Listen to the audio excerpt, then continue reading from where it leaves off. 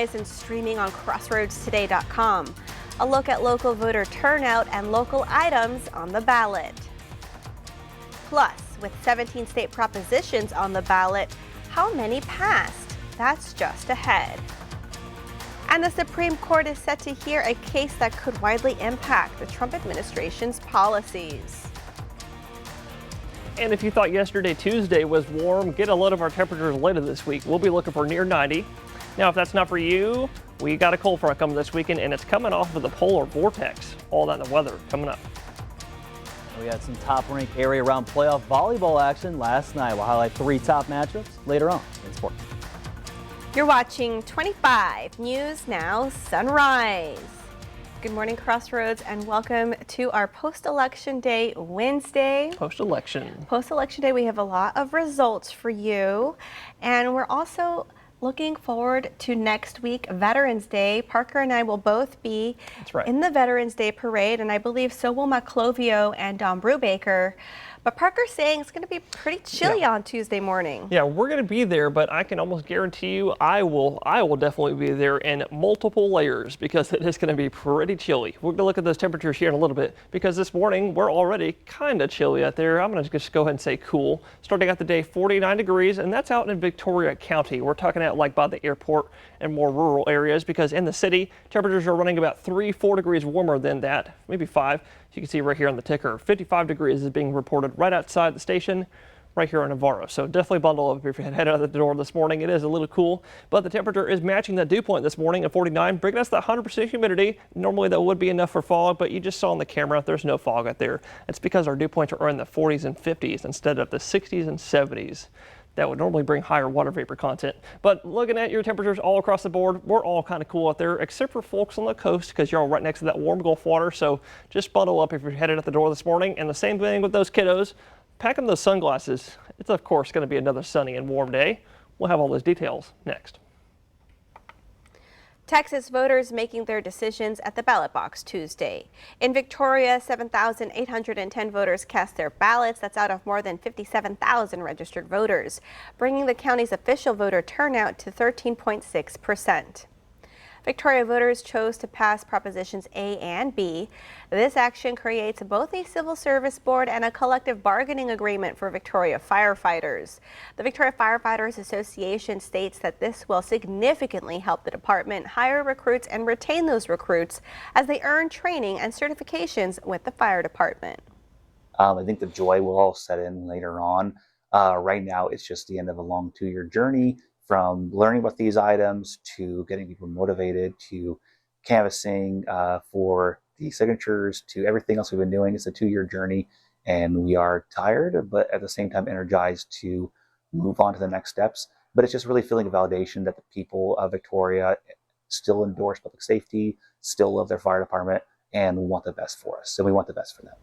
The Victoria Firefighters Association will reach out to its members to try to find where they can best support local firefighters and what topics should have priority as they establish this new identity. Now, we take a look at the results for some of our state constitutional amendments, all 17 gaining voter approval.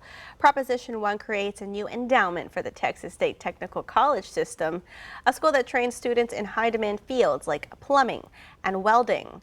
Proposition 2 bans the state from taxing profits or potential profits from capital assets like investments, real estate, and valuable items. The change prevents future leaders from taxing investments or real estate profits. Proposition 4 targets the state's water crisis by asking voters to approve $20 billion for projects over the next 2 decades. Supporters calling it a major step towards safeguarding the state's water supply as population growth and droughts continue. Voters are also deciding whether to expand tax breaks for animal feed under Proposition 5 that passed. The measure will exempt feed that's kept in inventory to be sold, not just feed used by farmers or ranchers. Voters have approved that proposition with 66% of votes. Proposition 7 extends property tax exemptions to remarried spouses of veterans who died from service-related causes. About 3,000 spouses will qualify. Proposition 10 creates a process to temporarily lower property taxes on homes destroyed by fires. Proposition 11 raises the homestead exemption for elderly and those living with a disability from $10,000 to $60,000. Supporters say it's a meaningful way to ease financial pressure for those on fixed incomes. In Bloomington, voters approving a sales tax proposal to help fund city operations. With more than 69% of total votes, Proposition A will adopt a sales and use tax, and more than 100 people voted in total for the newly incorporated area.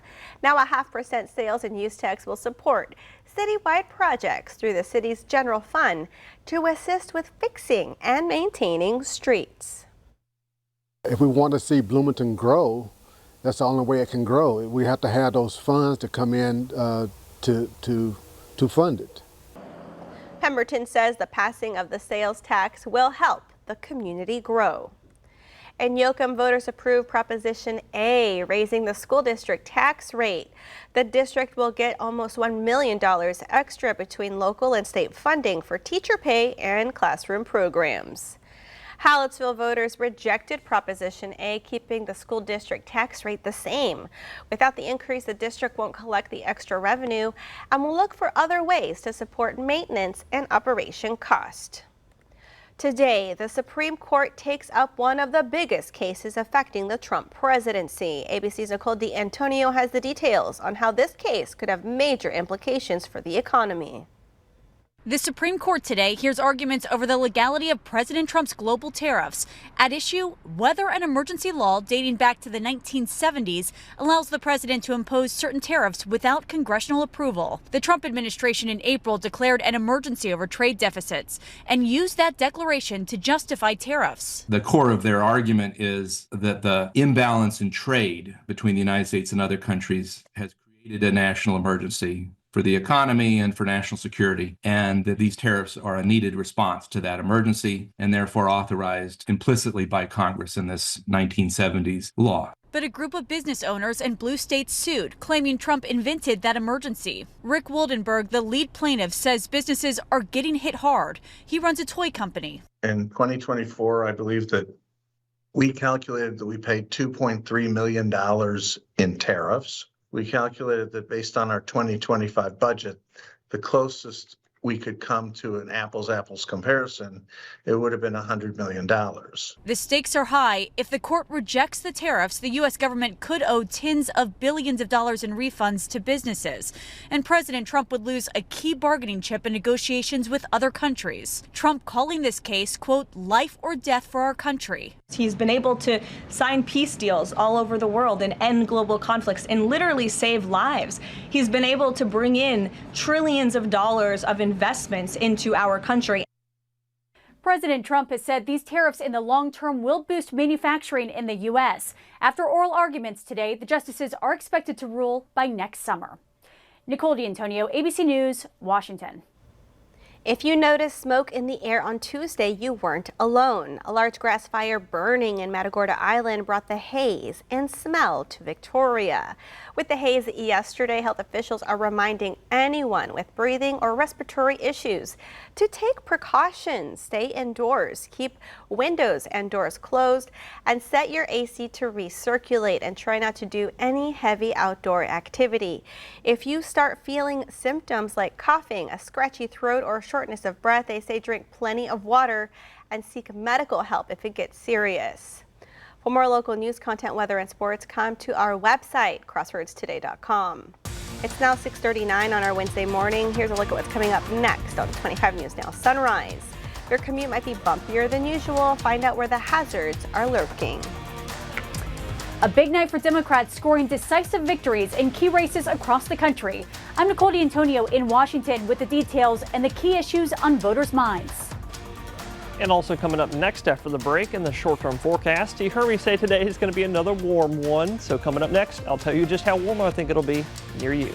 A powerful story of brotherhood and strength lives on beyond the game. One player's legacy is inspiring a new season and a new generation. Walks around the hallway, goes up and down 2 flights of stairs, runs up the stairs. They're like, whoa, whoa, whoa, take it easy, you know? But that's not him. That's not who he was. He was gonna push himself. Don't miss Legacy of Courage with weekend sports anchor Ray Robinson.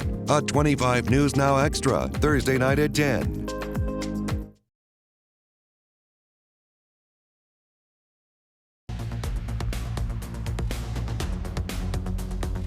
Well, good morning, Crossroads, and happy Weather Wednesday. I know we're halfway through the week of the first week of November, and we're supposed to be cool this time of year, but unfortunately, we're looking at just about the polar opposite.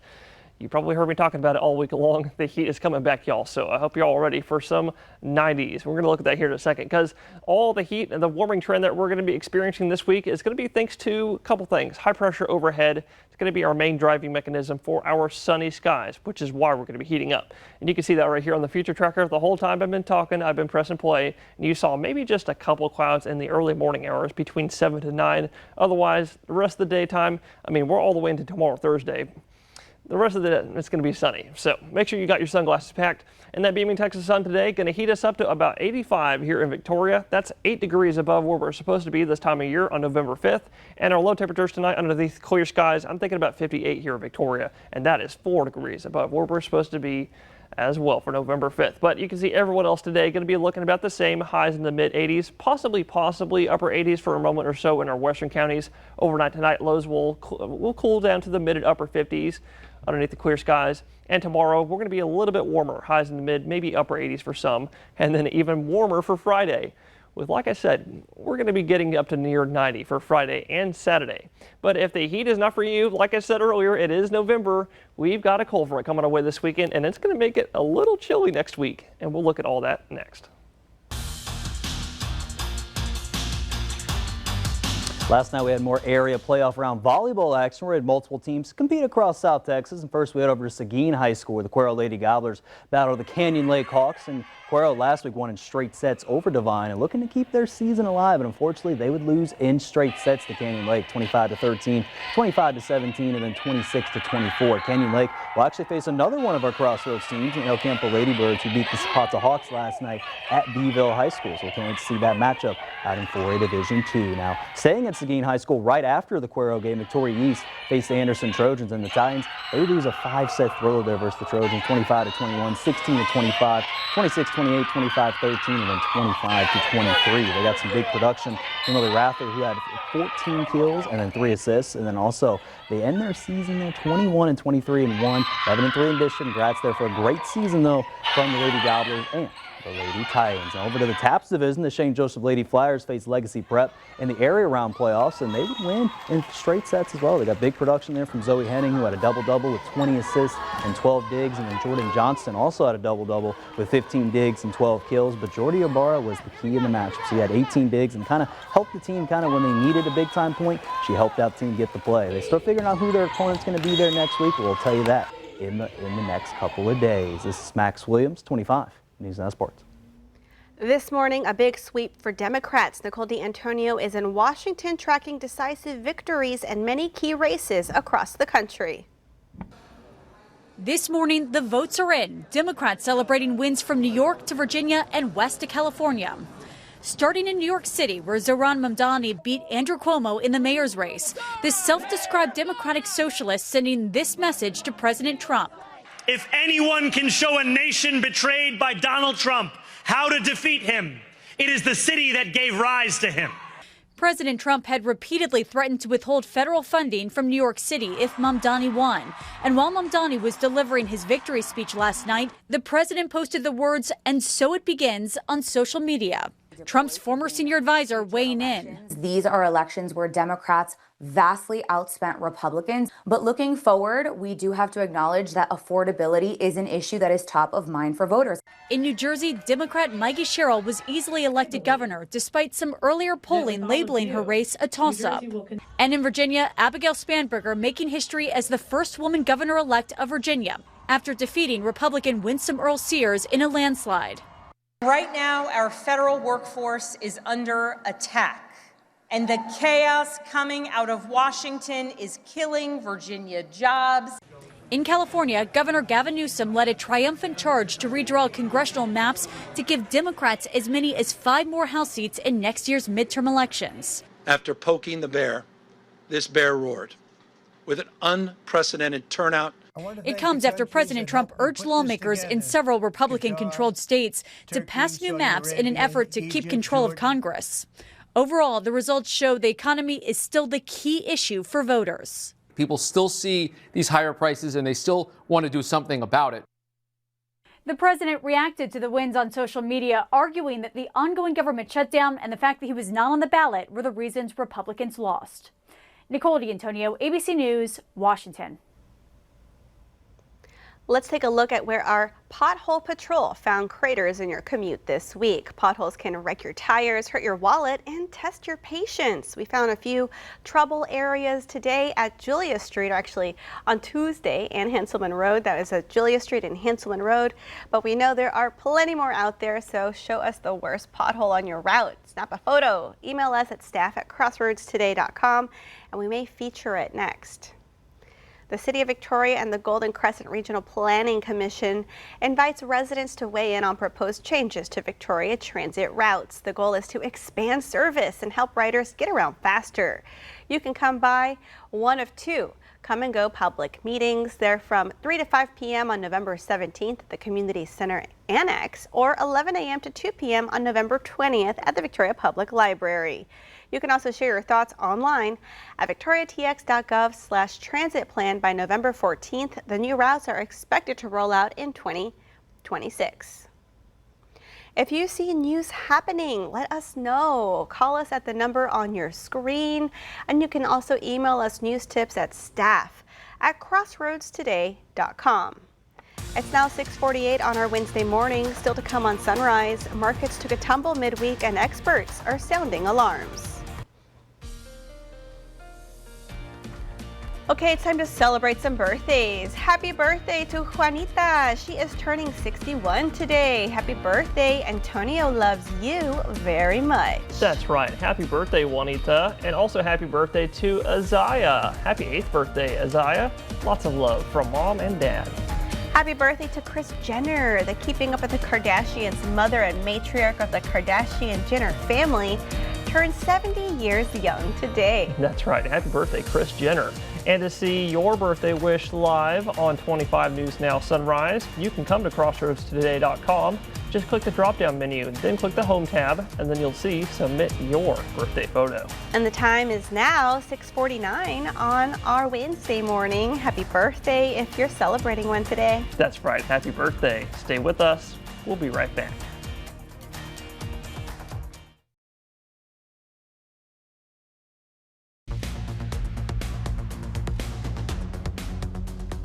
Well, good morning, Crossroads. I'm sure a lot of y'all saw the 7-day forecast a few moments ago, and you saw exactly what I was talking about, how, yeah, we're going to be heating up for the next few days back to near 90 by Friday and Saturday. I know it's November, but it is November. Let me remind y'all, we have a cold front that's still coming our way this weekend. So if the heat is too much for y'all, don't you worry, because we're going to really cool down next week. And I'm talking, we're dropping temperatures from the 90s to the 30s. Some of us on Veterans Day, Tuesday morning, will be looking for the mid-30s. We're talking about our northern counties, maybe even looking for wind chills below freezing. So make sure you got the jacket washed and ready to go for next week, because it's going to cool down quite a bit. But also, when the front passes, we're talking about Sunday morning. That's when I think it's going to pass. But pretty much all throughout the day Sunday, we're going to be looking for wind gusts up to 30 to 35 miles an hour out of the north-northeast. And that's going to bring us a possible alert day with very dry air filtering in for some possible fire danger. So we're going to look at that here in a second. But the cold front that's coming our way this weekend, where is it coming from? Well, you heard me talking about it earlier. It's coming from the polar vortex, which you can kind of see it right here spinning counterclockwise right over northern Canada right now. Now, I know the polar vortex, that sounds like a scary term, right? Don't you worry about it. It's just going to send us a front. It will be scary for the northeastern states because they're going to be very cold up there. But that vortex is going to it's going to surge south because of this big mix of low pressure systems off the west coast. There's going to be 2 of them that are going to come off the west coast and drag the polar vortex a little bit further south, sending us the cold front through the area over the weekend time, but also sending us, like I said, some very dry air for fire weather. And we'll look at all that and more later on Sunrise.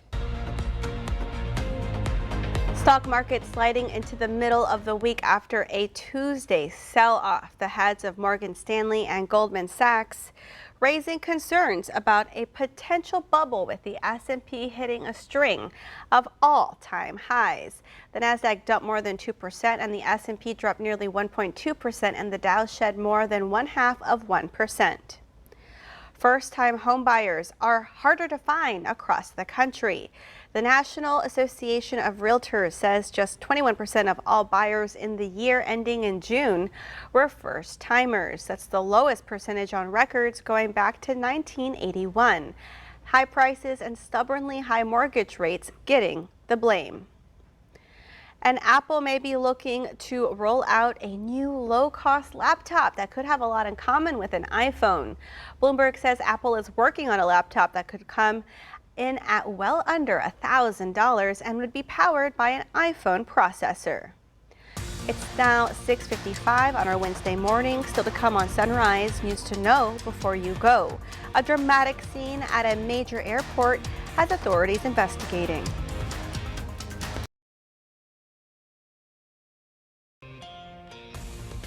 A UPS plane crashed in the Louisville, Kentucky area Tuesday evening. At least 7 people died. This was the scene near the Louisville Muhammad Ali International Airport. Video shows a massive plume of black smoke rising not far from the tarmac.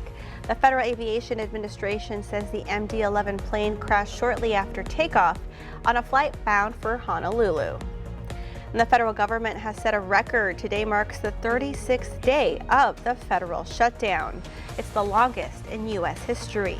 A small group of lawmakers say they've got momentum on a plan to end the standoff, but it wouldn't give Democrats the extension of subsidies under the Affordable Care Act they've been holding out for.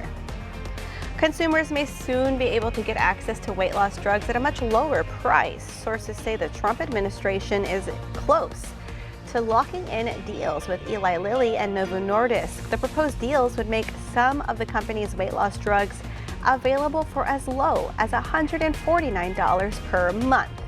And it could clear the way for Medicare to cover the drugs. We also want to invite y'all to experience our digital streaming service, Crossroads Today Plus. You can find it on your connected TV, through Amazon Fire TV, Roku, Apple TV, and Android TV. Just search for Crossroads Today Plus. And we have another beautiful sunrise with Parker. Parker, how is it looking out there? Well, Carolina, once again, we got another, like you said, nice pretty sunrise. But this time, like I was talking about earlier, we are starting out with a cool morning, but the temperatures are dropping real close to the dew point, and that's providing us with a little bit, if you look really, really closely, you might see it. Like we're talking like right here in the background, there is a little bit of fog out there. We're talking about a very, very light layer. And also that fog is going to be located more out in county, more of the grassy areas, a little bit further away from city, where the temperatures, like I said, are dropping to that dew point. 50, this is reported at the airport. Outside city limits, inside city limits, Victoria temperatures are running about 5 degrees warmer. You can see that right here, 55 reported right outside the station right here on Navarro. But with temperatures matching that dew point, it's bringing us that 100% humidity. So just stay safe if you see any sort of fog out there this morning. But that'll surely burn off here over the next probably hour or so with that sun coming up high in the sky. That'll also heat us up today. You can see lots of us out there looking at temperatures starting out the day in the low 50s. So bundle up if you're headed out the door, but you'll take that jacket off today. I guarantee it, because the sun will heat us up to about the low 80s, 83 in Port Lavaca, a bit warmer in Victoria, 85, and also a bit warmer in Cuero. I'm thinking 86 today. So y'all stay safe in the heat. And I say that because it's going to ramp up over the next few days back to about 90, and then we finally have another cold front, and then that'll cool us off for next week. All right, thank you, Parker, and thank y'all for being with us this morning. Be sure to join Shauna Dawn Maclovio and Max today for 25 News Now at 5, 6, and 10.